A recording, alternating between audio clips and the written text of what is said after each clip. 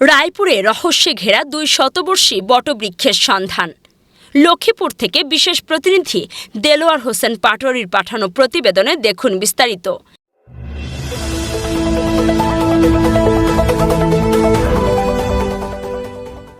কিন্তু এমন বয়স আমরা শুনি না, দেখি না, কাটে না।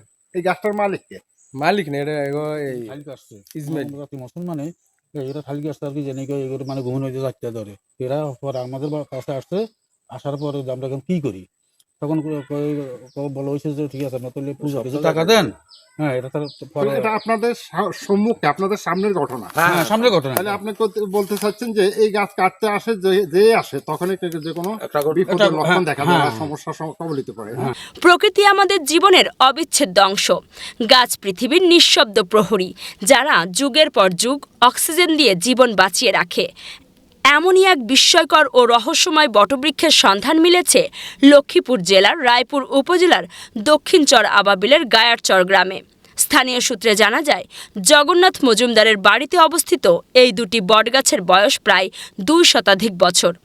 প্রায় 2 শতাংশ জমি জুড়ে ছড়িয়ে থাকা গাছ দুটি যেন সময়ের জীবন্ত সাক্ষী। তবে পরিচর্যার অভাবে এখন গাছগুলো আগাছা ও পরগাছায় আচ্ছন্ন।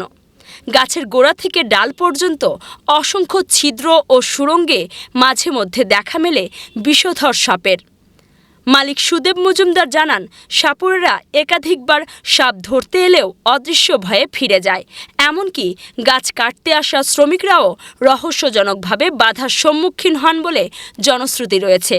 স্থানীয় সনাতন ধর্মাবলম্বীরা দীর্ঘদিন ধরে গাছটির নিচে পূজার দিয়ে আসছেন। পাশেই রয়েছে তাদের পূর্বপুরুষদের সৎকার স্থল। স্থানীয়দের মতে, পাশাপাশি দাঁড়িয়ে থাকা এই 2 বটবৃক্ষ যেন এক অন্তহীন ভালোবাসার প্রতীক। কালের সাক্ষী হয়ে নিঃশব্দে দাঁড়িয়ে আছে প্রকৃতির বুকে পরস্পর প্রাণের সম্পর্ক নিয়ে। এটা জগন্নাথ মজুমদার বাড়ি, সেই পিজামর ওয়ারিশ সূত্রে এই পর্যন্ত। আগে ছিল 2 জন, পরে হয়েছে 3 জন, 3 জন থেকে এখন আমাদের প্রায় 30 পরিবার।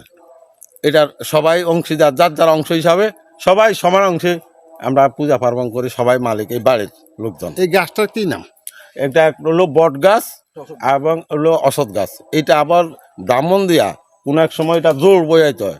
এরা আপনাদের মুসলমান ধর্মে কি জানি না, আমাদের হয়তো হিন্দু ধর্মের স্বামী স্ত্রী হিসাবে এটা সেই বিবাহ বার্ষিকী সব বিবাহের যে নিয়মকানুন, সেই নিয়মকানুন অনুযায়ী সব কিছু করা হয়েছে এই গাছটার। তাহলে আপনি বলছেন এই যুগল দুটি গাছ, যেটা হ্যাঁ, যুগল গাছ দুটি একে অপরের সাথে প্রাণের সম্পর্ক। প্রাণের সম্পর্ক